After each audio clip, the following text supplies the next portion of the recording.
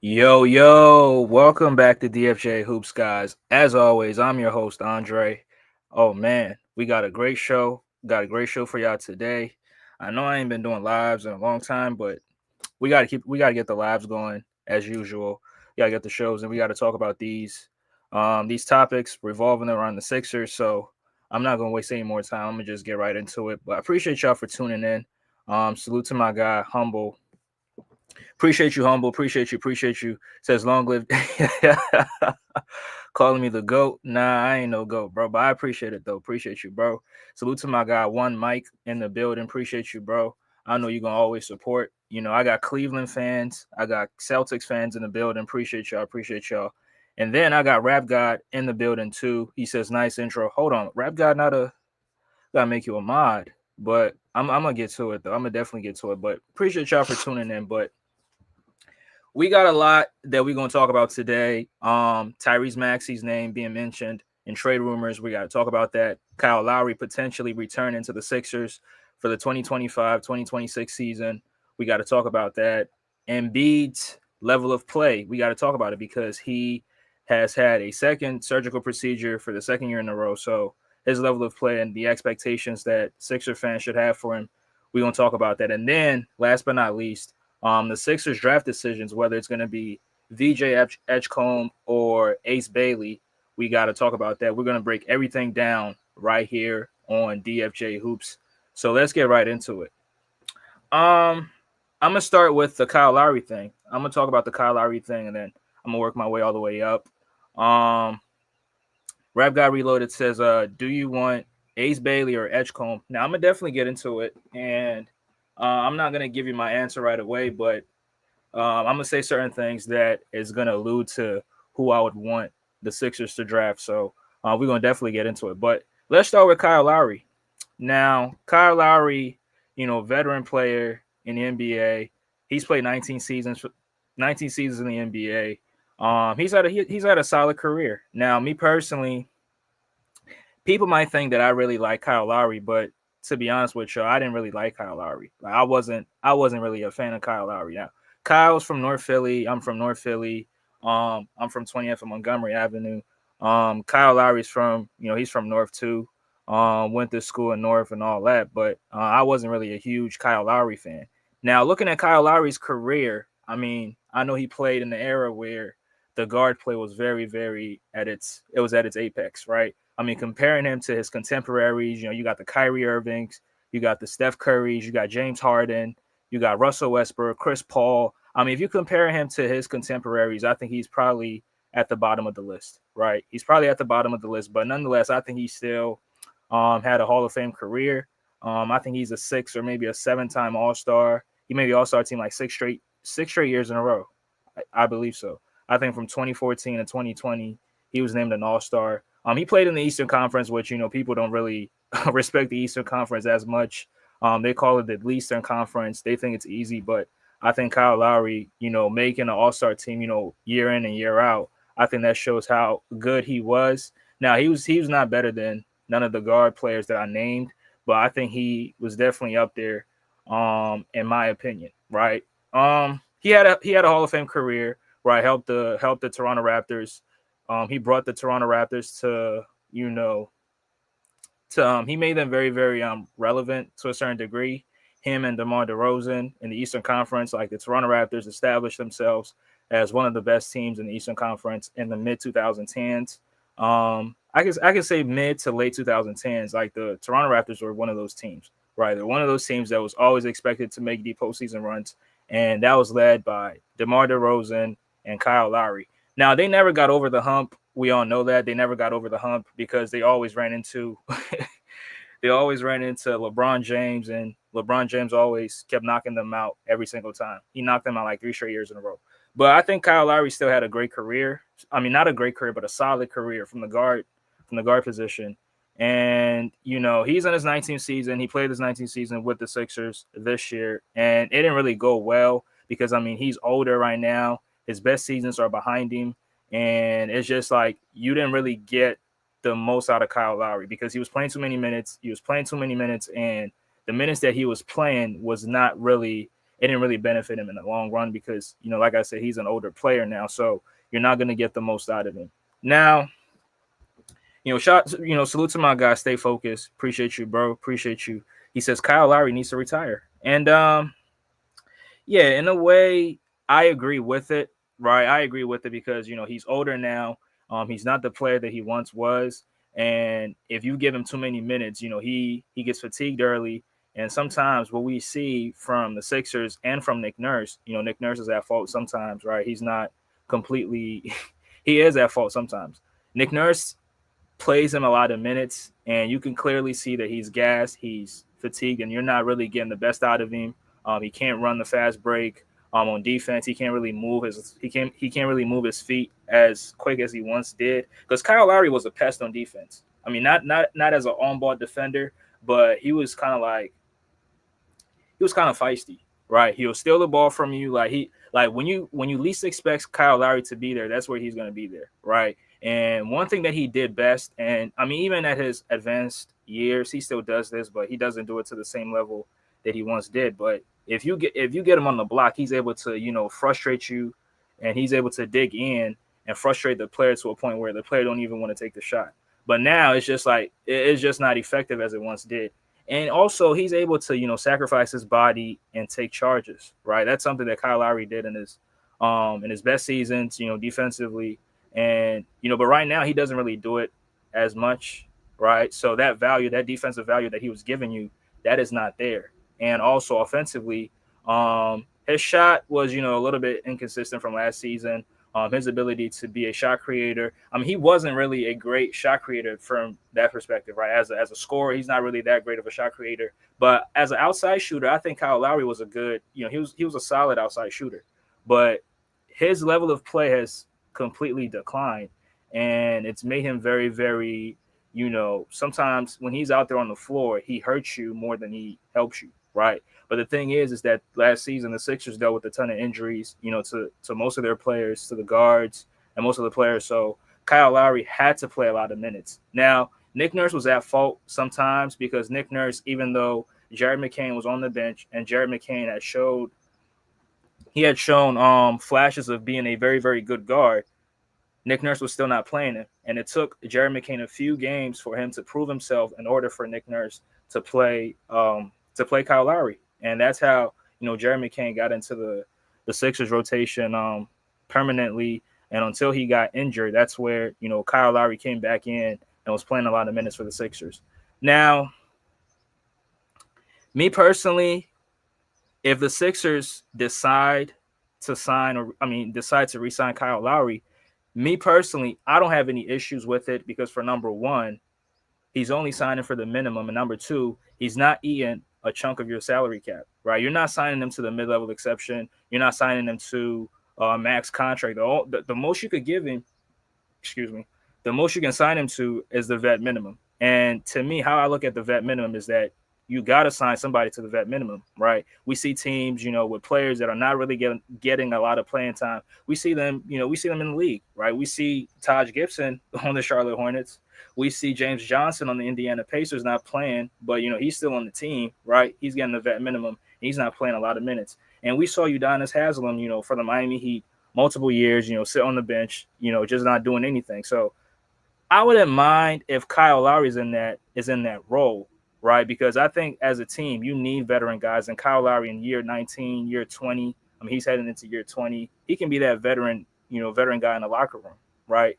He can very much be that and not play a lot of time and just, be a mentor to Tyrese Maxey, be a mentor to Jared McCain, and be a mentor to, Quentin Grimes. If Quentin Grimes is going to be on the team next season, be a mentor to the younger guards and, show them the path, show them the way, and show them how to be successful in the NBA and potentially play for a very long time in the NBA because Kyle Lowry has played for almost 20 years, right? So I don't mind if he's in that role.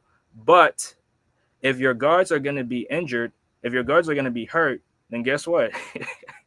Kyle Lowry is going to have to step in and play. And that's what I don't like. That's the only thing I don't like about this decision because if the players get hurt, he's going to have to fill in that void and play for them. And that's where, Nick Nurse, for whatever reason, has some sort of bias towards Kyle Lowry, the same way the same way that Daryl Morey had a bias towards James Harden. When he gets those opportunities like that, he plays Kyle Lowry a ton of minutes, and that really, sometimes it helps the Sixers, but more times than not, it hurts us way, way badly. We saw that in the playoffs against the Knicks in the first round in 2024, where DeAnthony Melton was hurt, and I kept telling people like, "Yo, if D Melt was healthy, Kyle Lowry's not playing all those minutes, right?" But because D Melt was healthy, he dealt with the back issue and a hamstring injury, I believe. So Kyle Lowry had to play all those minutes, right? And people were saying that Ricky Council should have got those minutes, which I mean, I completely disagree because I mean, Ricky Council was a rookie, right? He was a rookie in the G League. He hadn't really proven himself at that point. So I mean, as a head coach, would you really trust a G League guy in the playoffs with the series on the line? I mean, I don't. I don't think so. So I think Nick Nurse did what was best for the team, but um, Ricky Council, like I said, didn't really, hadn't really proven much at that point. So I agree with Nick Nurse playing Kyle Lowry, but it did hurt the Sixers. Let's not forget about that. 1 second, y'all.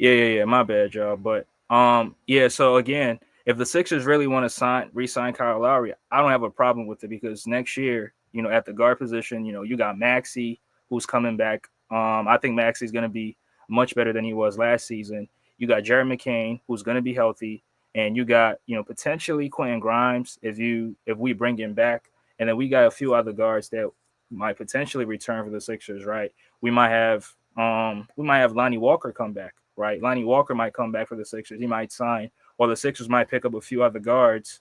Um, the Sixers might pick up a few other guards at the trade. I mean, and through trades, or maybe sign a few guards in free agency. So if Kyle Lowry is going to come back, I don't mind it, but I don't want the guards to be hurt because he's going to have to play a lot of minutes, and that's really going to hurt the Sixers. Stay Focused says he's only on the team still because Sixers don't have a real point guard. I mean that is true, but I mean today's NBA, I think the real point guard, like the traditional point guard, doesn't really exist. Like most of these guards are really scoring guards. Like they can score the basketball, as they can facilitate, but they can score as well. And sometimes their scoring ability is better than their playmaking ability. I mean, you can look at Darius Garland, you can look at a few other guards, like they're scoring point guards. So yeah, that's absolutely true too. I'm not gonna lie, that's true. Rap Guy Reloaded says the NBA has a problem with stubborn head coaches who really don't know basketball. I mean, they're stubborn, yes, but do I think they don't know basketball? Nah, I think they're stubborn because sometimes it's like it's like they believe they have one belief and they're not really willing to adjust or to prove to like accept that they're wrong, and they just double down on doing the wrong things until it backfires, right? We saw the same thing with Doc Rivers, even Tom Thibodeau to a certain degree, right? Him playing his players extended amount of minutes, and then they get injured at the end. But shout out to Tibbs though. Shout out to Tibbs. I really fuck with Tibbs. So what's my guy? Teacher got game. Appreciate you. He says DFJ, who is the guy you want to draft? I'm Team Ace myself. Hey, Teacher got game. We're gonna definitely get to it. We're gonna definitely get to it. But appreciate y'all though. Appreciate y'all. Smash that like button.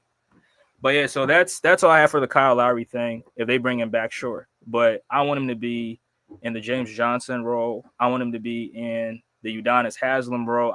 That's the role I want him to be in. Right? You're in year 20. You're not really contributing that much to the team. I want you to be more of a locker room guy than a guy who's actually getting consistent playing time on the floor. Like let Maxey shine, let Quentin Grimes shine, let Jared McCain shine, let these guards shine. right? You've had your time. You had your time in the early, in the 2010s decade, right? You were one of the good guards in the league, even though I put Russell Westbrook, Steph Curry, James Harden, and all those guards over Kyle Lowry. But Kyle Lowry still had a good career, right? He's a good player. But let the young bulls let them shine, right? So that's my take on that. But I'm gonna switch gears, and I'm gonna talk about the Joel Embiid thing, right? Now the draft, I'm gonna get to the draft last. I know people really want me to talk about it, but I mean, I think if you've listened to me for a long time and you really know the caliber of players I want, you can make a guess on who I want the Sixers to draft. So, but yeah. But let's switch gears and talk about Joel Embiid. So Joel Embiid, you know, um, these last few years, dealing with injuries, the amount of games that he plays, going down and down, after his MVP season, how many games did he play? 66, 69 games, right? The next year he plays 38, 39 games. And then the year after plays 19 games, right? So the amount of games that he plays is going down. His health is not getting any better. He's getting older as the year progresses, right? He's I think he's 31, or he's gonna be 32 this year, maybe. If he didn't turn 32, I don't know. Stay focused says Team Ace Bailey 2. These fans are tripping. We did not tank this hard to draft a guy who is Zaire Smith 2.0. Man, y'all funny as hell. Y'all funny, but we will talk about the draft, but later on. But yeah, Joel Embiid, he's getting older. His health is not getting any better. The amount of games he's playing, gets lower every single year. So what's the realistic expectations for Joel Embiid heading into the 25-26 season? I mean, is he going to be ready for game 1 of the season? Is he going to come into camp out of shape like he always does?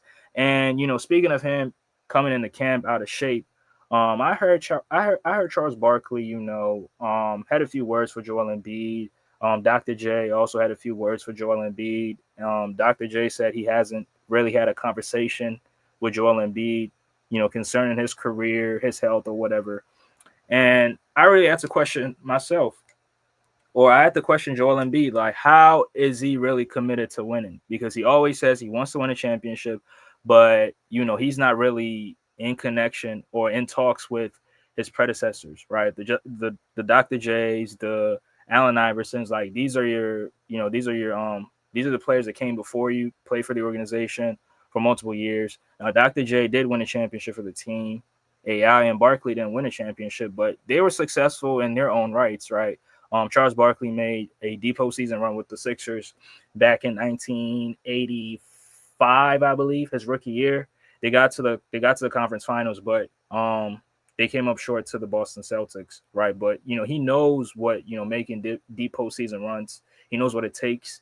He knows how to, because Charles Barkley, he dealt with weight issues his career, even before he got drafted, right? He didn't want the Sixers to draft him, so he had to.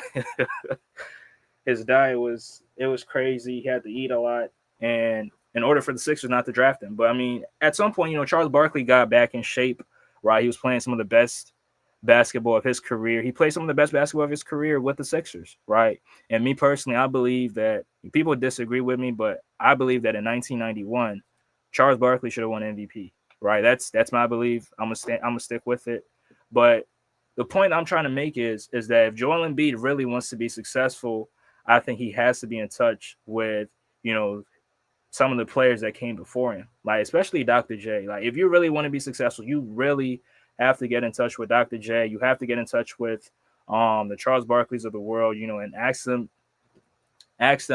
what they did to be successful in their respective careers, right? Especially Charles Barkley, because I think Charles has the same issues that Joel Embiid has, with the weight issues, coming into camp out of shape. Like, Charles Barkley would be the best person to try to get advice from, right? So I question, his ability to try to win. But me personally, I think Joel Embiid coming into this season, like, my expectations for him, like, I don't know how good he's going to play. I think he is not going to be as mobile. I mean, his mobility, it's declining because, multiple knee surgeries, it's definitely gonna take some mobility away from you, and also his jumping ability, and his ability to rebound. Now, his rebounding is something that I always criticize because I like guys that get rebounds, right? Getting rebounds really. If you want to impress me, grab 12, 13, 4, average 12, 13, 14 rebounds, and I would be impressed, right? But his rebounding is something that I criticize because it's always going down. I think his best season rebounding wise was 2019. I think in 2019 he was 27 and 13. But that was his best season rebounding wise, right? Smash the like button as y'all come in.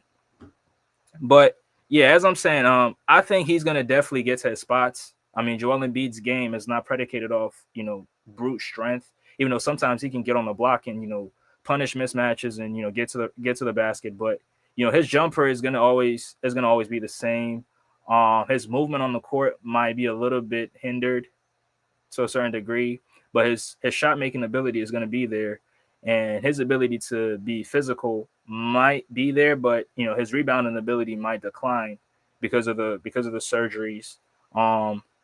His ability to get rebounds in traffic, it might not be there. He might start playing more finesse and not even try to be physical, right? Because he might want to, prolong himself and try to stay healthy as much as he can. So that's not gonna, the physicality is not really gonna be there, but the shot making ability is gonna be there. He might, quote unquote foul bait and get to the free throw line and get points at the charity stripe, right? He might do that because that's a part of his game. Getting to the free throw line is a part of his game, but the physicality is not going to be there. Averaging 30 points per game, I don't really see it. I don't even want him to average 30 points per game because you have other guys who can score the basketball. Maxey can score. Paul George. Now, I know Paul George had a down season last year, but but Paul George still has the ability to score, right? If he's going to be on the team, I mean, I don't know. Who knows? I mean, the Sixers they might try to trade him in the offseason. But I think, from a numbers standpoint, I think you'll probably put up 20, 22, 23 points, right? I think you'll probably average 22 or 23 points per game. But if they feature him in the offense, like as much as they have in the previous seasons, his production might be up. Yeah, smash that like button, y'all. Smash that like button. If they feature him in the offense, his production might be up. If he's more healthy than I expect him to be, he'll probably be more effective. But is he going to be an MVP caliber player? I don't see it. I mean, there's a possibility, but I mean, I'm not banking on it, right? I'm not counting on him to be a very an MVP caliber player. I don't see that happening. But I see him as a very good, a very good center, maybe a top 10 center, maybe not top 5, but maybe a top 10 center. But maybe that might be me underestimating Joel Embiid a little bit. But I think as of right now, our expectations for Joel Embiid has to go down because the amount of injuries that he has sustained throughout the entirety of his career, I have to factor that in, right? We have to factor it in, and he's getting older too, right? So how many games is he going to play? I don't know. We haven't really had any or gotten any information about him, concerning his health. We only got to go by what Daryl Morey is saying. So, according to Daryl, Joel Embiid is in good spirits. He's recovering from the knee procedure, right? But me personally, I think his days as an MVP caliber player, I think it's behind him. The injuries might cut his prime short, right? Or maybe he might be in his prime, but I'm not counting on that, right? I don't think he's in his prime anymore. He's gonna have to prove me wrong that he still is in his prime and he's still that guy. Salute to my guy Tuning Sports. Y'all should go check him out, man. Go check him out. Cleveland Cavalier content creator. Been doing a lot of shows, right? Back-to-back shows. Salute the Tuning Sports, man. Salute to the Cavs. I might hate the Cavs, but salute to the Cavs, man.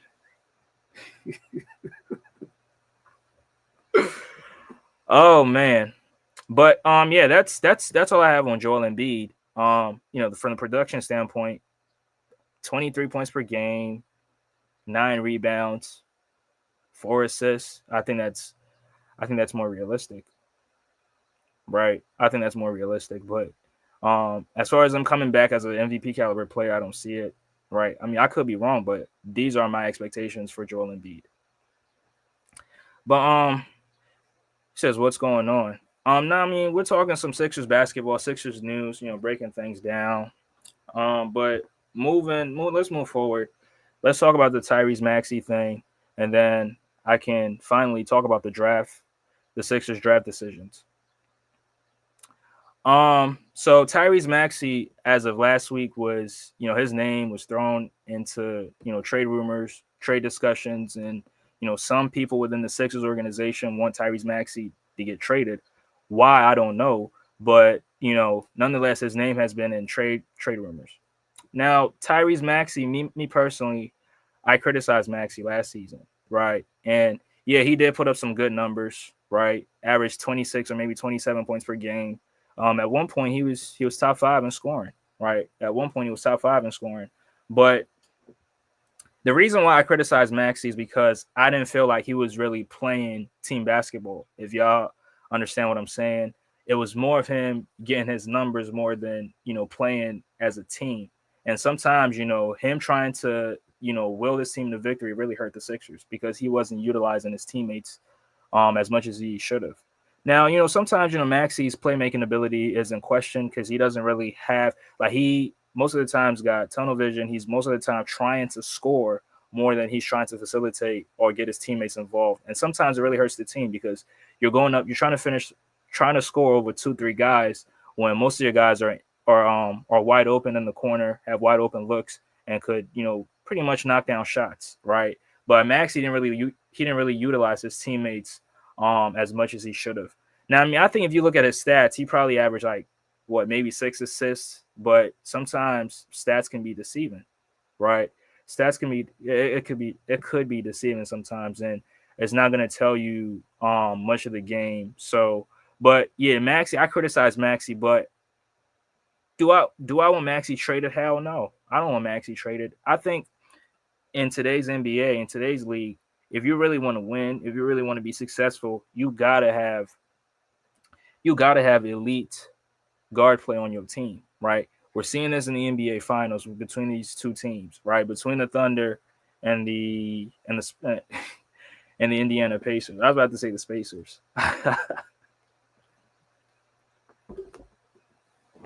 Both teams got elite guard play. And if you go to the Thunder, I mean SGA, one of the best guards in the league. I think as of right now, you can make a legitimate argument that he's the best point guard in the NBA. But I mean they got SGA, they got other guards, I'm saying Cason Wallace, right? They also got guys off the bench, Aaron Wiggins, who else? Jalen Williams is he's not a guard, he's a forward, but he definitely has some guard ability sometimes, right? And shout out to Jay Will for the 40-point game in game 5. That might have pretty much, won them the series, but and then when you go to the Pacers, Tyrese Halliburton, one of the or should I say Halliburger, one of the best guards in the league. Halliburton, Andrew Nemhard, Aaron Neesmith, and then when you go to the bench, you got Ben Shepherd, you got the former Sixer T.J. McConnell, right? Former Sixer T.J. McConnell, and then you also got Benedict Mathurin. These are good guards, like guys that can put the ball on the floor, gets dribble, pass, shoot, do the basic things that guards should be able to do. And I think Maxey has that ability, but sometimes sometimes he just wants to put the ball on the floor and go all the way to the basket. Sometimes his shot creation within the half court it's questionable, even though he can absolutely do it. But he much rather would drive to the basket and finish or get a layup. But at no point did I come to a conclusion that the Sixers should trade Tyrese Maxey. I think Maxey should definitely be the lead guard on the Sixers. And if you really want to win or want some kind of consistent success, it starts with guard play, right? I think it starts with guard play, and Maxey has shown you the ability to be an elite point guard in the league. Now his playmaking abilities, yeah, it's in question, but I believe he's definitely going to work on it in this offseason. Now he's not going to fully become a very good playmaker, but I think he will develop those habits and developing those habits. I think it takes time, but I just want to, you know, go over some of the trade, some of the trade suggestions that some people put together, and we're gonna talk about those. But Tune In Sports says trade Embiid and Paul George and draft Ace Bailey. Yeah, that'd be a good decision. But well, Daryl Morey pulled that trigger. I don't know. This Maxey and McCain, man, now you trolling. Maxey's Colin Sexton 2.0. Maxey's better than Colin Sexton, bro.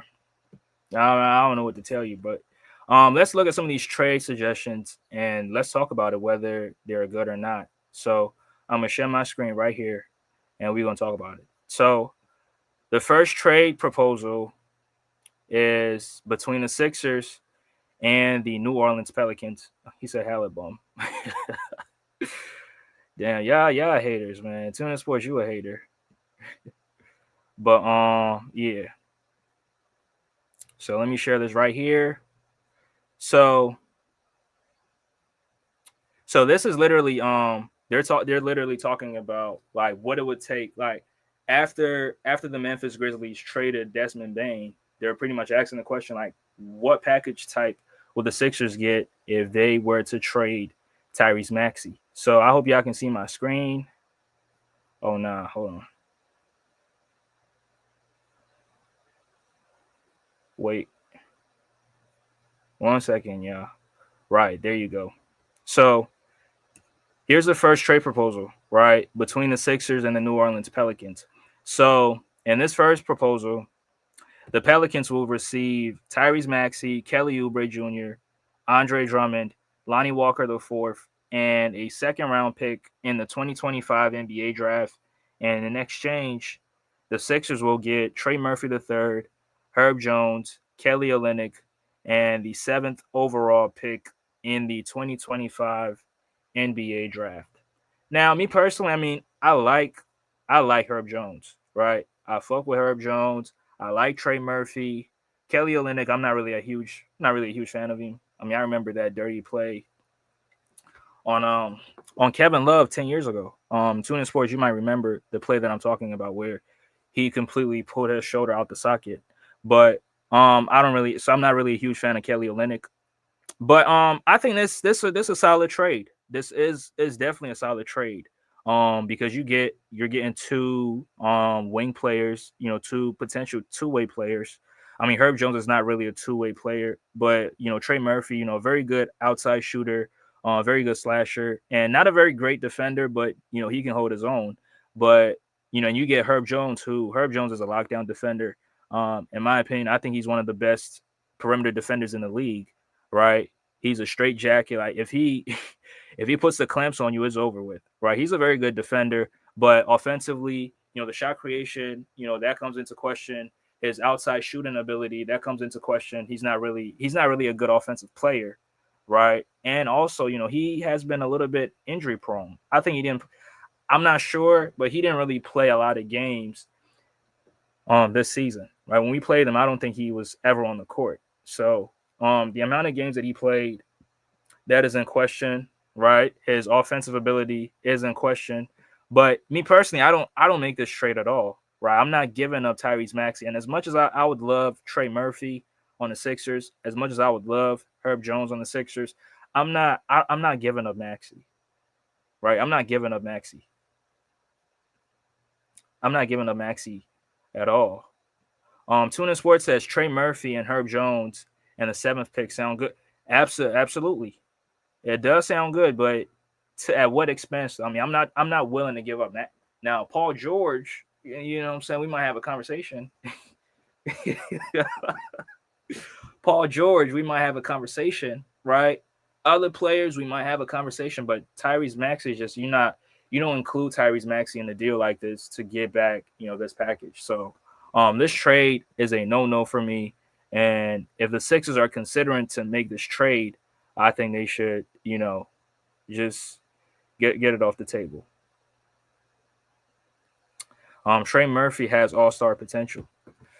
Does he really? I don't know, bro. I mean, a borderline all-star, yeah, I'll say that, but Or maybe I don't know. Maybe I'm underestimating him, but um, an all-star replacement, yeah, I can see. I could see that, but I need to see more in order to, confirm or deny whether or not he has all-star potential. So, I don't think it's, you can have a conversation, but I don't really think it's cut and clear. Yeah, Kelly Olynyk's yeah, that was a bitch play. Yeah. I never liked him since then. So yeah, but let me go to these other trades, right? There's some good trades with other teams. The Utah Jazz was included. So, we're gonna talk about that. But here's the second trade. So the Utah Jazz will receive Tyrese Maxey, Andre Drummond, Lonnie Walker the fourth, and Jared Butler. In exchange, the Sixers will get Lauri Markkanen, a 2025, the number 21 pick in the 2025 draft, a 2027 top four protected first round pick through the Los Angeles Lakers, and a 2030 first round swap rights. Now, this also is a very good, very good. It sounds good, right? It sounds good because you're getting Laurie Markkinen, right? You're getting Laurie Markkinen, and you're getting three more assets. I mean, let me say two, because 2030 is a pick is a pick swap. But yeah, this trade proposal is a no. No, absolutely. I like Laurie Markkinen. Like I really like Laurie Markkinen, but nah, I'm not giving up all my assets for Laurie Markkinen. Nah, I'm not making this trade. So this whoever put this together, this is definitely bad. This is atrocious. This is appalling. This is a disgrace. I'm not making this. I'm not making this trade. Hell no. Now, this one is very, very interesting because this is a three-team deal, and it's between the Sixers, the Jazz, and the Lakers. So the Lakers are, man, Kobe Bryant film he gonna crash out when he see this. But the Sixers in this three team trade, the Utah Jazz will receive Tyrese Maxey. The Lakers will receive KJ Martin through the Utah Jazz, Andre Drummond through the Sixers, and then Walker Kessler through the Utah Jazz. And then in exchange, the Sixers will get Colin Sexton from the Utah Jazz, Rui Hachimura from the Lakers, Dalton Connect from the Lakers, a 2025, the number 21 pick in the 2025 draft through Utah, a 2027 LA top four protected first round pick, a 2028 pick swap, and a 2030 pick swap, all through the Lakers. That means the Lakers are going all in these final seasons of LeBron James's career, right? They're going all in and trying to win with LeBron James and Luka Doncic. So I mean, it sounds good for them because I mean, they get KJ, who's he's a swing man, a high level rebounder, a slasher, not really a good outside shooter, but you get KJ, you get Walker Kessler. Now Walker Kessler can be your starting center, and you also get Andre Drummond, who could potentially be the backup center for you because I think Jackson Hayes is not going to be returning for the Lakers, right? So that's a good trade. That's a good trade for the Lakers. I mean, you're not giving up much. I mean, you're giving up Rui Hachimura and you're giving up Dalton Connect and you're giving up your picks, right? You're giving up your picks in order to win a championship. I mean, that's what it takes. That's what it takes, man. But for the Sixers, you give up Maxey, you're getting Colin Sexton, you're getting Rui Hachimura, you're getting Dalton Connect. Now, I fuck with Connect, and I like Colin Sexton. I think Sexton could be a backup point guard coming off the bench. Like, he could be a microwave scorer. I think that's how I always looked at him, right? As he's not really a starting point guard on a championship team, but somebody who could come off the bench and, give you a spark. I always looked at him like that. But, nah, I'm not making again. I'm not giving up Tyrese Maxey for it. Colin Sexton, Rui, and Dalton Connect. Right? It's just a bad trade. Right? It's just a bad trade. Now you're getting back a lot of assets, but nah, at what expense? Right? So I'm not. This is a no. And the Lakers, you pretty much trying to contend and win a championship, but nah, I'm not making this trade. Nah. It looks good, but nah. I'm a pass. Now this other trade proposal, so this is between the Sixers and the Houston Rockets, and the Sixers will give up Tyrese Maxey and Andre Drummond, and the Sixers will receive Dylan Brooks, Dylan the Villain, Jabari Smith, Tari Eason, Cam Whitmore, the 10th pick in the 2025 draft, and a 2027 Phoenix unprotected first round pick. So this, you're getting back a lot of players from Houston. Now Jabari Smith, I think Jabari has a lot of potential, right? Cam Whitmore also got potential. He's not really playing, but I think he definitely got potential. And then you got Tari Eason, veteran player. You got Dylan Brooks, a veteran player, and then you're getting two picks, or I mean one pick. The 10th pick and the. I mean this sounds this sounds good. You know what I'm saying? This sounds good, but nah, I'm not doing this. I'm not doing this, man. I just believe so highly in Tyrese Maxey that I'm not willing to give up no other. Yeah, I'm not. If it's not SGA, if it's not Luca, if it's not uh John Morant, if it's not Donovan Mitchell, if it's not some of these high level guards in the league, I'm not giving up Maxey. I'm sorry. Now Maxey may not be on their level, but I think Maxey could definitely develop into that, right? And I'm more so of demanding that players get better rather than trading them, right? And that's what I did with Ben Simmons, but Ben Simmons was not willing to get better. So man, get your stuff and get the fuck up out of here. So yeah, that's how I approach it. But let me see if there's a last trade proposal. I mean, the Miami cheat and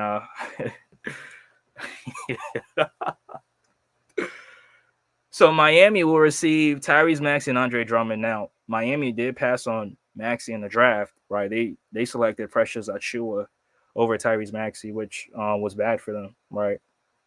But I mean, you could have. I understood it because they had Tyler Hero and they had a few other guards, so they didn't really need a guard. So it made sense at the time to pass on Maxey. But the Sixers will give up Maxey and give up Maxey and Drummond, and the Sixers will receive Andrew Wiggins, Nikola Jovic, not Jokic, but Jovic, Khalil Wire, Jaime Jaquez Jr., the 20th pick in the 2025 NBA draft, and a first round swap rights to the 2031 draft. Again, I'm not make. I don't want none of these scrubs, man. I don't want none of these. Now, I don't think Khalil Wire is a scrub. I think he's a very good, a 21-year-old center. I really like how he plays. He has a lot of potential. I heard somebody say he's a he's a low budget version of Kareem Abdul-Jabbar. Now, if you're drawing comparisons from Kareem, then you're doing something right. Now, I don't really know his game like that, so I'm not really gonna compare him to Kareem. I mean, I don't know if he even has a sky hook, but some people say he moves on the court like a Kareem, so he's a low budget version of him. So I think he's doing something right. If he gets enough playing time, he can definitely be a very, very good player. But these moves, I'm not making these moves because again, if I'm not getting a John Morant, if I'm not getting Donovan Mitchell, if I'm not getting Shea, Luca, some of these guards, De'Aaron Fox, I'm not making these moves. So these moves, I don't think Sixer fans should take these trade proposals very, very seriously. Just take it with a grain of salt. It could happen, but me personally, I don't think the Sixers make that move. I think Tyrese Maxey's the future. He's the future guard on this team, and they're willing to go all the way with Tyrese Maxey until he has nothing left. So yeah, I think these trade proposals they're not really good. They don't really help the Sixers as much. I mean, I think the Houston deal is probably the best one out of all of them, right? I think that one is the best one out of all of them. But yeah, I don't make that. I'm not making that trade, bro. Smash that like button, y'all. Smash that like button. Tune in Sports says nah. I got Joseph in the building. Appreciate you, bro. Appreciate you. Salute DFJ. Everyone like, share, subscribe, and share. So yeah, if you haven't liked the live, please hit the like button. Yeah. Rap Guy Reloaded says, what about Jalen Green on the Sixers? Jalen Green, I think a player like Jalen Green, you have to get him a very like a facilitating point guard. I think if you put him with a guard that's looking to set up everybody else before score, I think you'll see the best out of Jalen Green. If he plays with a Chris Paul, I think that'll make his game better. Right? A Chris Paul or, some of these facilitating guards, Mike Conley, maybe not the older version of these players, but when these players were at their best, if you put Jalen Green with these caliber of players, he'll definitely be an all-star caliber player in my opinion. But, I think he still has time to grow, right? If Evan Mobley has more leaps to take, I mean, why can't Jalen Green take any leaps, right? And they were in the same draft, or if I'm not mistaken, they were in the same draft, they were in the same draft. Yeah, I think Mobley was the third pick, right? And Jalen Green was the second pick. So yeah, he definitely has time to grow. Right, Tyler Hero became an all-star for them. Right, absolutely. Tyler Hero was that dude. Tune in Sports says, I'm not trading Maxey for none of these guys. This is dumb. The wrong guy is getting traded. Yeah, I agree. I'm not trading Maxey for I'm more for players to get better rather than trading them. So yeah, these trade proposals are dumb. Khalil Wire will be a better version of Andre Drummond. Oh, now I don't think he rebounds. He gets on the glass like Drummond, because Drummond was a glass cleaner back in Detroit. Like he would go after the rebounds, and I don't really see that from Khalil Wire. But I mean, I need to watch a lot of his games to, come to a conclusion about him. But I mean, him drawing comparisons from Kareem, I mean, I guess he's doing something right. I mean, they're not saying his game, but they're saying that he moves on the court like a Kareem. So, I have to put that there. But let me talk about the last thing, and I'm gonna bring this to an end. So, the 76ers draft decision.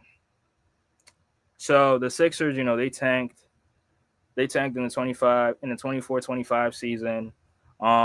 They got the benefit of it because they were able to get the third overall pick in the draft. And now, at first, Ace Bailey, guy on your right, was the consensus number 3 overall pick in this draft. But VJ Edgecombe, who like I said, I don't really watch college basketball, so I don't really pay attention to these guys.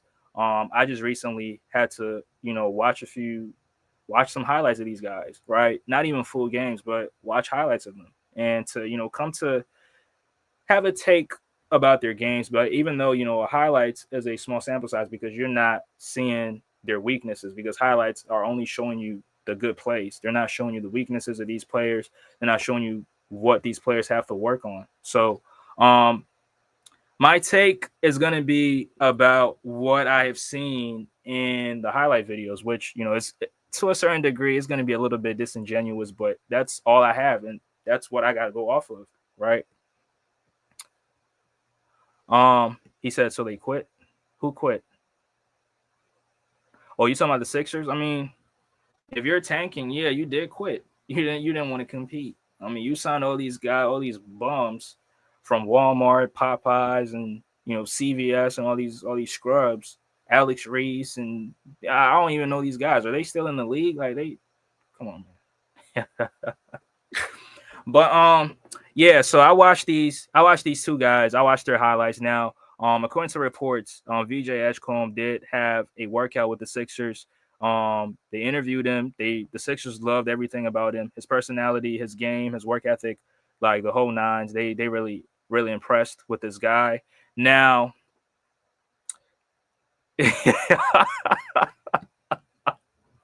bro, y'all gotta stop, man. We didn't quit. I don't believe in quitting. I don't think the Sixers quit. The Sixers did not quit. So no, we're not gonna push that narrative. Oh man, he said, "Yeah, we quit to the sports. I wanted to tank since McCain went down." Oh dang, that's bad, man. But yeah, let me continue. VJ Edgecombe, had a workout with the Sixers. Um, went through the interview process, went through everything. The Sixers loved everything about him. Like I said, his personality, work ethic, his game, they loved everything about the workout. Now, Ace Bailey, wait, I gotta stop, man. Now, Ace Bailey, there, according to reports, they're saying that Ace Bailey is refusing to meet with NBA teams, right? That was a report that came out, I think today or probably last night. But I also saw from John Clark from NBC Sports Philly. He's very very credible. So anything he says, I really it's pretty much credible. Now this is what he said. He said, "I'm told Ace Bailey will visit the Sixers later this week. Sources says he will meet with Sixers executives on Thursday and have a private workout with the team Friday in Camden. The draft is almost 1 week away." So even though that there are reports that he's refusing to meet with teams, the Sixers included, John Clark says he's definitely gonna meet with the Sixers on Thursday and potentially have a workout on Friday in Jersey, at the practice facility in Jersey. So yeah, he's meeting with the Sixers. So that the reports that he's not trying to meet with any teams, that's false. I mean, I think he probably don't want to meet with certain teams because he believes that he's a star, and with that, I think that's trying to say that he doesn't want to get drafted to teams where he's not going to be getting featured like that offensively.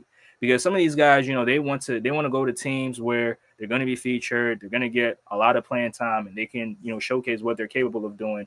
But if you get drafted to certain teams, you're not going to have that opportunities, right? You're not going to have that opportunity. So I think that's what it's all about. And he's trying to maybe tank his draft stock so certain teams don't draft him, which I get it, right? I mean, if you get drafted to the Sixers, I mean, you're playing behind Maxey. If Embiid is healthy, you're probably not going to get featured as much offensively. And if Paul George has a return, a revenge season, I mean, you're not gonna get featured as much. So, I could understand why these reports are getting out there, right? So to probably make sure that the Sixers don't draft him. So I kind of get it, right? It's kind of like like when I said with Charles Barkley that Charles Barkley he gained weight so the Sixers don't draft him. I mean, the Sixers ended up drafting him with the fifth overall pick in 1984, so it didn't really matter. But I think it's somewhere along the lines where he don't want to get drafted by the Sixers, and I can understand it. But um, according to reports, he is going to meet with the Sixers and work out with them. So those reports are probably not true. Now, TuneIn Sports says, thanks for confirming.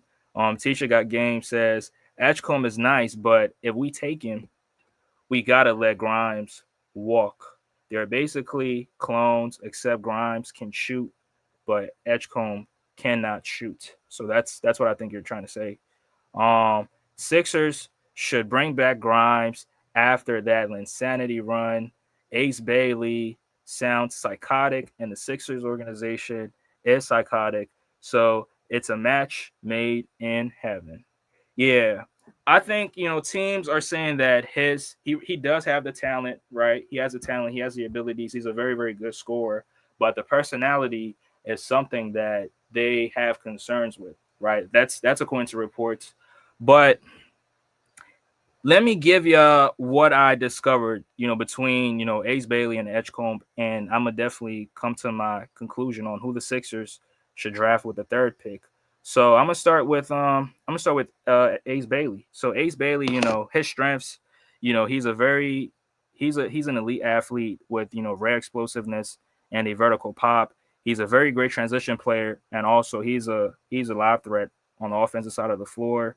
He has shown promise as a shot creator off the dribble, and his handle is also solid for somebody his size, right? I think in college he was listed at 6'9", 6'10", but at the draft combine he was listed at 6'7". So, you make your you make your decision right there. And he also has a defensive versatility. He has shown that he can guard from two. He can guard the two position all the way through the four, and possibly guard the five position if he gets developed rightly. And he's also an active rebounder with a high motor on both sides of the floor. So these are his strengths. And then when you go to his weaknesses, he's still getting his jumper refined because he can be streaky from the 3-point line. His decision making within the half court setting needs polishing, and he doesn't, as of right now, he doesn't really have a go-to scoring move in isolation. So these are his strengths. These are his weaknesses. According to, or at least off the few sample size that I got of him, playing, right? But his play styles, you can compare him to his play style is really compared to players like Brandon Ingram and Jonathan Kuminga. Very, very long, bouncy with flashes of perimeter skill, and can also be disruptive on the defensive side of the floor. So this is Ace Bailey, listed at 6'7", 6'8". That's what he's capable of doing, right?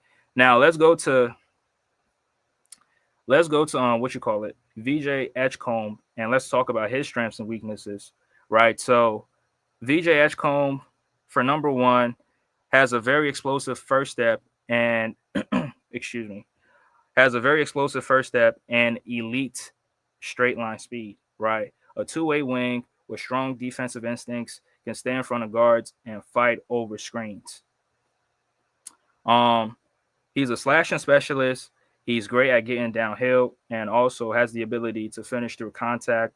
He has improved as a passer and his decision making over the past year, and is a high character and has a team first mentality. Now, when you go to his weaknesses, he's still developing a reliable catch and shoot 3-point shot. He needs to expand his mid range and pull up game. He's a little bit undersized for a traditional NBA wing. I mean, he's 6'5", though his wingspan and sometimes his strength really help him a lot. Now, his player comparisons, you can compare him to players like Derek White and Drew Holiday, but he is more athletic than those two players. His combo of defense, slashing, and toughness, right? So that's on the strength and weaknesses between these two players. Now, who do I think the Sixers should draft, right? Now, let me go through a few of these comments before I get to my Rap Guy Reloaded says, Ace Bailey. Hold on, let me see this. Ace Bailey has a diva attitude. I mean, yeah, sometimes, some of these players, they really believe in their abilities so much that, they're a little bit arrogant to a certain degree. So can you blame him? I mean, he's, expected to go be a top three pick in the draft. He believes in himself. He believes in his abilities. He's confident in his abilities, which, I have no issues with it. But, the personality, like I said, and like most of these articles are saying, a lot of teams fear or have something, there's concerns with his personality. So, he might not be a team player. That might be something that, teams got to be worried about. He might not be a team player. He might think of himself, most of the time. He might try to put himself first most of the time. So, sometimes, yeah. So to a certain degree, he might have a diva attitude. So, yeah, I'm not even going to argue with that.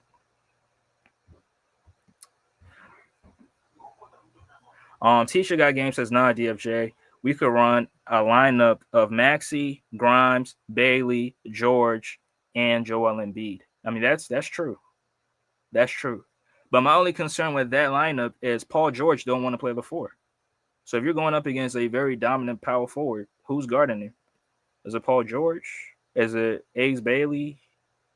And maybe with this lineup, Ace Bailey might not get featured as much offensively. And that's what teams are very scared of, because he doesn't want to go to teams where he's not going to get featured as much. Guess what? He's being disruptive. So a team like the Sixers may not draft him. So I think those are concerns right there. But let me read a few of these comments and then let me get to my final decision. Tuna Sports says, remember, bum SGA refused to work out for the Cavs. Oh, is that true? I mean, that was 2018 and Cleveland. I mean, that could be true. I mean, who wants to go to Cleveland, bro? I mean, I ain't trying to go to Cleveland. Yeah, but I mean, sometimes I just don't know why these players, they pick and choose teams they want to work out for. I mean, if you're trying to get drafted, I mean, try to do as many workouts as possible, man. I mean, come on, man. Just experience. I want to get the experience, bro. I mean, that's my mentality. I just want to get the experience, within different teams and the environments around these different teams. Like that's just me, but I don't know the thought process of these players, so I can't even make a comment on them. Teacher Got Game says AJ Brown is a diva and Eagles fans love him. Why can't we grow to love Ace? I mean, that's a good point. But yeah, so I read the strengths and weaknesses between these two players. I gave y'all the player comparisons of these two players. Now, if anybody knows me, my favorite players, I tend to be biased towards, players that are 6'7", players that are 6'8", 6'9", two-way players that can do a little bit of everything. The Paul George. I mean, not Paul George from last season, but Paul George, Paolo, Kawhi Leonard, SGA. Those are my kind of players, right? I'm really biased towards players like that. So with that knowledge, I'm leaning towards the Sixers should draft Ace Bailey, right? Because for number one, I think the wing position is the one of the most important positions in basketball. If you got wing players that are very, very versatile, can do a little bit of everything, I think that gives you a strong chance of being a very, very good team, right? So look at teams with these versatile wing players like the Jason Tatum's now.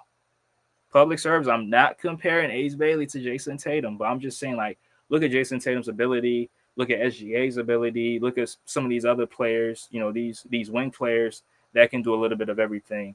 And you always know that their teams are successful. So, me personally, I think the Sixers should draft Ace Bailey. For number one, I mean, the Sixers have guards, like Teacher Got Game said, and the Sixers really need wing players. I think for like a 3, 4, maybe 5 year span, the Sixers didn't really have elite wing players, like elite wing players that can do a little bit of everything. He says Mobley didn't want to go to the Cavs, but Cavs drafted him anyway, and he ended up loving the team morale. And ended up loving the team. Moral of the story: draft guys anyway. Yeah, I mean, sometimes, Charles Barkley didn't want to get drafted by the Sixers, but he ended up getting drafted by the Sixers anyway. So, yeah, if you see a player and you believe in his potential, go ahead and draft him. Go ahead and draft him. So, yeah. But I think the Sixers should definitely draft Ace Bailey. And I hope that his interview process and, I hope that his workout really goes successful with the Sixers on Friday. I hope the Sixers don't have any issues with him, and I hope they can, go ahead and draft him because I think he has star potential, right? He definitely has star potential, and he can definitely learn from some of these other guys. Paul George, he can definitely learn a thing or two from Paul George. Even podcasting, right? He could put he could learn how to podcast when his career is over. So to answer your question, Teacher Got Game, to answer your question to anybody else asking me who the Sixers should draft, I mean, watching Ace Bailey, I was really impressed with what I saw, and I think he has room to grow. He has room for improvement, and I believe he's definitely going to improve over the years. So, yeah, Sixers should go after Ace Bailey, no matter what. He has everything that the Sixers need. You can use his length, his athleticism for a lot of things on the floor. And he's definitely going to grow, right? So, that's my thoughts. But I'm gonna go through a few of these comments right here, and yeah, we can pretty much end this. So, yeah, I read that. Teacher Got Game says AJ Brown took catches from Smitty, so who cares if Bailey takes shots from McCain, PG, or Embiid? I mean that's true, but the thing is that he wants a team where he's going to get the bulk of the shots, where the offense is going to be predicated for him, meaning he can take as many shots as he wants. and average a lot of points, and like just be the focal point of the team. That's what the reports were saying. So I don't think it's an issue. I don't even think Paul George will see an issue with it, right? Because it's a team, it's in a team environment. So, but yeah, sometimes some of these players, these draft prospects, they have power. Sometimes they might have power than we realize. So yeah, AJ Brown's a dog. Y'all need dogs. Ace Bailey a dog too, bro. Teacher Got Game says, I'm with Mike Sports Vibes. Ace could develop to be the next Tracy McGrady. Oh, you can only get a player like him in the draft or late in their career. That's actually a good point. That's a good point. I ain't gonna lie, that's a good point. That's so true. Yeah, I agree with it. Tune in Sports says, I don't think you go wrong drafting either guy, but VJ means Grimes not coming back. Yeah, if you draft VJ Edgecombe, that means Quentin Grimes is potentially not returning next season. So, um, so yeah, I think the Sixers' future really, in some way, shape, or form, it really depends on this draft. I mean, this draft will dictate what the Sixers' future looks like, and whatever player they go after will determine who returns to the Sixers next season. So, yeah, in some way, yeah, absolutely. Ace or VJ, future Sixer? I'd say Ace Bailey.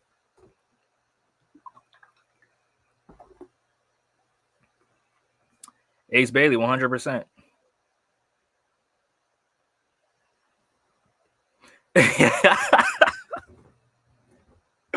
Hey, Tisha Got Game. I'm with you, bro.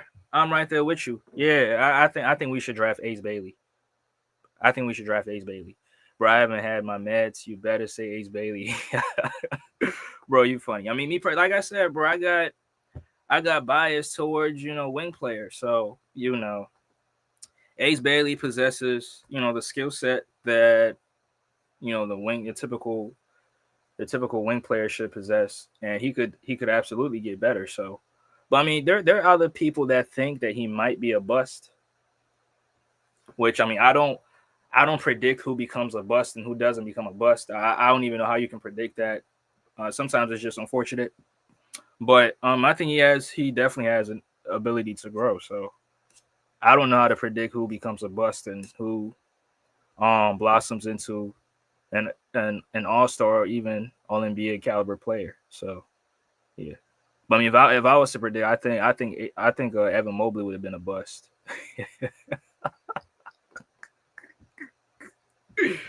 Oh man, I was just having fun with it. Tisha Got Game says, tune in, drafting VJ means less minutes for Grimes, so I'm sure he would want to go to another team if we take VJ Edgecombe. That's absolutely true. That's true. Less minutes for either Jared McCain or Quentin Grimes. Because I mean, I think Quentin Grimes starts, and then you bring Jared McCain off the bench. I think Jared is the six man, right? I think Jared McCain is a six man. I'm not with midget backcourts. I don't promote that. That's a no. So I will never say start Maxey and McCain. I hate SGA. He's a foul merchant. He's getting hacked, bro. Getting hacked. He's getting hacked. Salute to my guy Brian Pumper. Appreciate you, bro. Appreciate you, B Pump. Who the fuck is Buddy on the left? Ace all day. Yeah, team. We're all team Ace, bro. We're all team Ace Bailey. So yeah. But hopefully, like I said, hopefully the interview process and the workout goes perfectly fine on Friday, because there's a little bit of his personality might be a question. So yeah, Ace a bust. Them dudes are casuals. Yeah, I think I heard Lamont from FYF Sports saying that he has a potential of being a bust. I know I heard that verbatim. I know I heard that. So he says Mobley lives rent free, bro. Like y'all think I hate Mobley. I don't hate Mobley, bro, but he got a lot of stuff this season that I believe he didn't deserve. And I'm going to stand on that, bro. Pause. That All-Star selection should have went to Paolo. That All-NBA selection should have went to Paolo. That I believe that, bro. So next year, Paolo being healthy, Evan Mobley's not going to be in the mix, bro. And you gotta live with it, bro. You gotta live with it. It is what it is. He got the benefit. I mean, I could also make an argument that he shouldn't have won DPOY, but he only got it because Wembeast got injured. So I can make that argument too. But I'm gonna just he can have it, right? He can have it. It is what it is, bro. Oh man. He said these clowns want Embiid on 14 guards. That is sad, bro. It is sad. It is sad. VJ's a role player, Dennis Smith Jr. Yeah, VJ, they compared him to the Drew Holidays, the Derek Whites. They compared him to players of that caliber, but he's more athletic, right? He's more athletic. That's the caliber of players they compared him to. But I mean, Ace Bailey is drawing comparisons to Brandon Ingram. I mean, Brandon Ingram was he not? I mean, a second overall pick, right? He's an all-star. I mean, yeah, Drew Holiday did make the all-star team, but I mean, everybody would pick, at their best. Brandon Ingram is a better basketball player, but that's neither here or there. Yeah, let me get through a few of these comments. Yeah, smash that like button, y'all. Smash that like button. I appreciate y'all for being in here. I know it's been a minute, but yeah, I'm gonna definitely start doing more and more lives. But appreciate y'all. Appreciate my Sixer fan. Tisha got game. Brian Bumper, appreciate y'all, bro. Appreciate Tuna Sports too, and the rest of y'all. If we hypothetically draft VJ, how do these guys see us filling out the roster? Yabu's gone, and we could get priced out of Grimes. Now, the Yabu and Quentin Grimes thing, I'm going to talk about it tomorrow, so I don't want to even get more into it today. But, yeah, I'm gonna just save it for tomorrow, bro. I'm gonna just save it for tomorrow, so hold that thought. Ace Bailey will be in the All-Star game next year. That would be impressive. A rookie making the All-Star team since who? Michael Jordan? That'd be impressive. Because I think MJ did make the. Now I think Yao Ming probably did make it too, if I'm not mistaken. But yeah,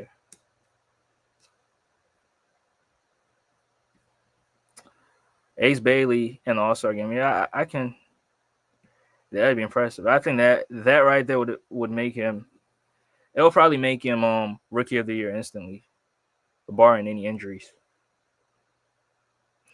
He said, "All right, Pump, you you gotta pump the brakes." Oh, he gotta pump the brakes.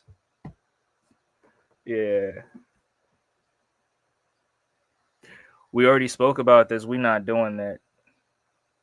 Now, but Tuna Sports, I don't think if you really in your heart believe that Mobley's a better player than Paolo, then I mean I don't know what to say to you, bro. Paolo's getting 30 on the defending champs.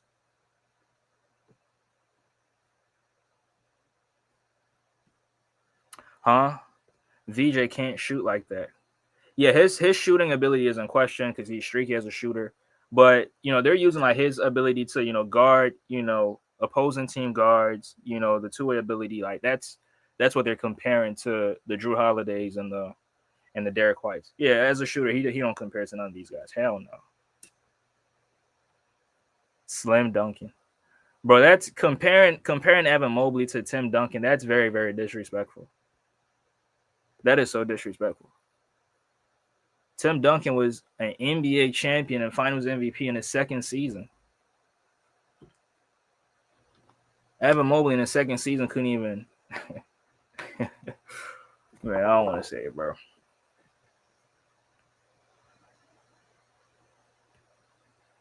I mean, we'll take a BI and MPJ, dog. We had Tobias and Thibault. Man, don't take me back to the old Sixer days, bro. Man, we done been through it over the years, bro. It's just sad. VJ Edgecombe mostly reminds me of Dennis Smith Jr. Yeah, now let me address this before I leave. So there's reports that the Sixers are working out Dennis Smith Jr. I mean, that's fine, but I think teams that really want to win, players like that, you should stay away from them because they got different agendas. If you're a team trying to win, you got a different agenda because you're trying to win a championship, and these guys are trying to secure a bag. They're trying to get to their next NBA contract. They want some job security in the NBA, so they might not fully buy in to a team concept and accept their roles because they want to play, get their numbers, and secure the bag. But you on the other hand, you might try to win a championship, so they might not be fully bought in, and then it's probably not going to be a peaceful team environment. So me personally, I think Lonnie Walker should be enough, right? Because Lonnie Walker did go overseas and then came back, played very good.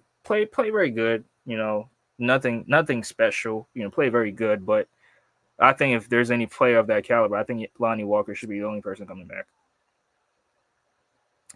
Yabu Sele can leave. I mean, I like Yabu, but yeah, he no comment.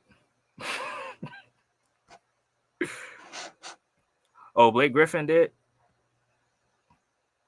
Hold on, he was an All-Star in 2011. Wow, that's impressive. I mean, Blake Griffin. I mean, let's be honest. So Blake Griffin was one of the best forwards in the early to mid 2010s. Like he was one of the best forwards in the game. So I wouldn't even be surprised. I mean, that was technically his second season, so because he missed his first year. But yeah, I believe he'll be successful elsewhere. But imagine Yabu signing with the Cavs, man. I'm gonna destroy him like I destroyed George Niang, bro.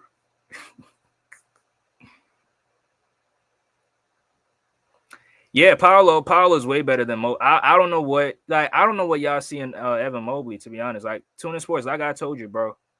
When I watch Evan Mobley, like all I see is a better version of Marcus Camby. Like, I'm not lying, bro. That's all I see. That is what I see, but it is what it is. Yabu's gonna be 30, so he can walk. Okay, so you want the Sixers to get much younger. I see it. Yeah, the Sixers got to get younger because I think the Sixers were top three, one of the oldest teams in the league, with the Clippers, the Suns. Like these teams the Sixers are old. And, I mean, Kyle Lowry potentially returning to the Sixers. I mean, might make the team much older, right? Might make the team much older, but it is what it is.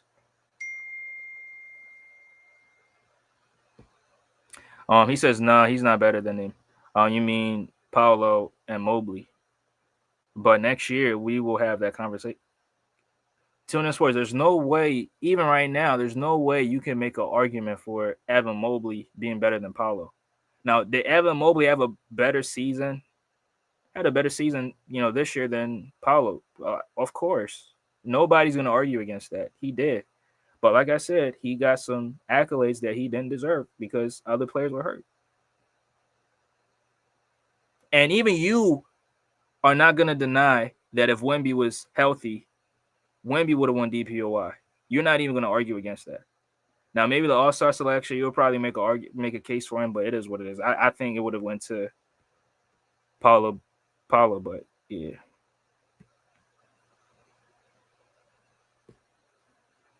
He says, Andre, what's VJ's go-to move? Cut to the basket, stop it. He's a role player. I mean, but I mean, he could get better though. Let's be real. He could get better. Now, I'm not saying that the Sixers should draft VJ. I'm saying the Sixers should draft Ace. I'm Team Ace Bailey, AB. My initials is AB too. So yeah, the Sixers should definitely draft Ace Bailey. I mean, I'm biased. It is what it is. If you don't have a go-to move, you're a role player. Yeah, pretty much. Yeah, star players, they have their go-to move that they go like a go-to move that they go to in the meat and potatoes of games. Like in the clutch, like I go to this move, I know how to counter defenses. Yeah, absolutely. Yeah. Let me get this off the screen. All right, I'm gonna get through a few of these comments and get up out of here. Yabu's 30. Yeah, Yabu is 30. So Yeah, I think y'all want the Sixers to get younger, which I agree with. Yeah, absolutely. I think the Sixers should get younger too. But Mobley's a role player. That's rap guy. That's what I see. I see Marcus Camby when I watch him. But according to these Cavs fans, he's the second coming of Kevin Garnett and Tim Duncan. And it's just like, how? Like, what do you see? Like it's disrespectful to compare Evan Mobley to KG and Duncan. KG was 24, 15, and 5. Like, let's stop it. KG was an MVP in 04.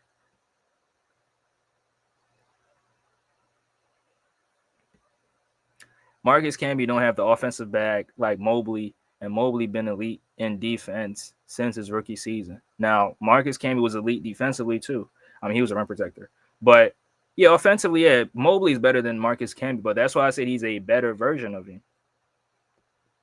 That's like, bro, I'm not even trolling. Like, that's what I see. That is what I see. Defensively, I saw James Harden cook him on the perimeter, bro. Got cooked. Got cooked by Paul George. He been getting cooked, bro.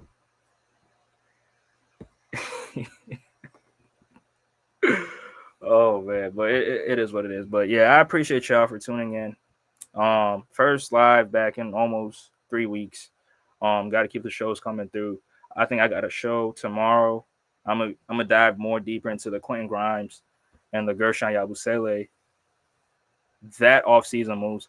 And the NBA Finals. Yeah, the Indiana Pacers are going down as I predicted. If the Pacers win the championship, it will be bad for basketball. I believe that. Um, Again, shout out to SGA, shout out to Jalen Williams, and shout out to the OKC Thunder. There seems to be an agenda against Ace Bailey. I mean, agenda in the media against Ace Bailey. You think so? So you think the reports about him and his personality being in question, you think it's not true?